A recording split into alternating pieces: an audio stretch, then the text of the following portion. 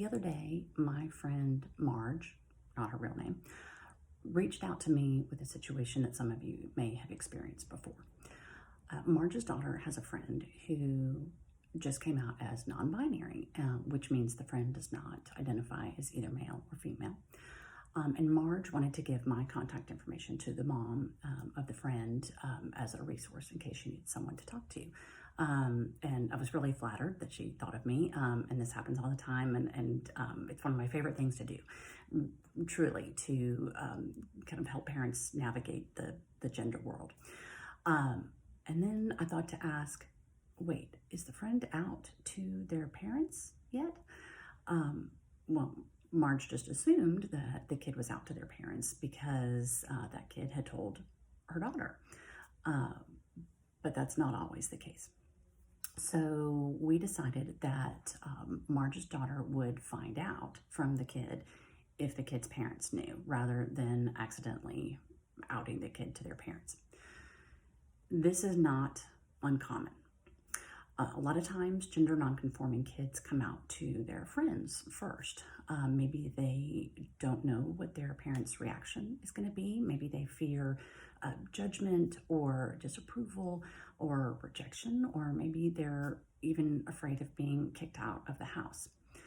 Or maybe they're just kind of still figuring themselves out and they need that unconditional safety net of their friends before they come out to their parents or to anyone else. So whatever the situation is, you may find yourself keeping a child's secret of their gender identity.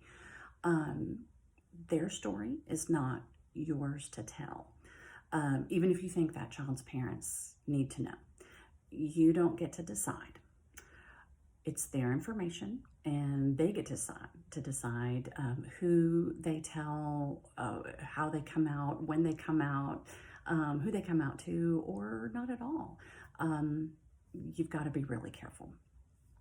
And I've had to hold that knowledge a few times, and I know it's really hard. I've had to call a child one name when they were at our house and then another name to their parents because they weren't out yet. I've had to keep this kind of information from the family of my child's significant other because I knew they weren't out to their parents. So what can you do? You can make a safe, affirming space for that child. Transgender adolescents are twice as likely to have suicidal thoughts as the general population. So these are at-risk kids who need all the support they can get.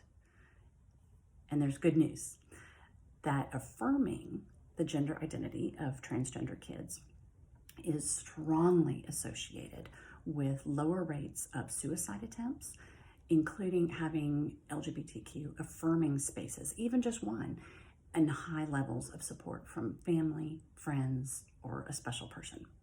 So here are 3 simple things that you can do to provide that affirming space and be that special person. Use their correct name and pronouns. This is the single most supportive thing that you can do to provide that affirming space and affirm the youth that might be in your home. A recent UT study found that when compared with peers who could not use their chosen name in any context, transgender youth who could use their chosen name at school, at home, at work, and with their friends experienced 71% fewer symptoms of severe depression and a 65% decrease in suicidal attempts. And having even just one context where they can use their chosen name meant a significant reduction in suicidal thoughts and cut suicidal attempts in half. That's huge. And it's so easy. Just use their name and pronouns. You might have to practice, and that's okay. And if you don't know their name and pronouns, just ask. And if you make a mistake, it happens. Just apologize, correct yourself, and move on. The second thing is be careful about disclosure. So maybe your child told you about a friend, but you don't know if that friend's parents know, or maybe you're not even really supposed to know. So be careful about disclosing their gender identity to anyone. I always make sure that I don't say anything to the child until I know I'm supposed to have that information. And I certainly don't say anything to their parents until I am 100% sure that they know. The third thing is learn more. If you are new to the world of gender, be open. Educate yourself, listen to talks like this one, go to a virtual PFLAG meeting, or check out the many great resources out there online, and also listen with an open mind to transgender people speaking for themselves and telling their own stories. I remember a few years ago when one of my kids had their girlfriend over to our house, and the girlfriend wasn't out to her parents because their parents were very conservative and their religion condemned homosexuality. So I found myself in the kitchen alone with this kiddo, and I took that opportunity to say, sweetie, you can be whoever you want to be in this house. You can be my kid's friend, you can be my kid's girlfriend. This is a safe space for you. And I think maybe she didn't know that I knew that they were together, and so she was a little embarrassed and she kind of shuffled off.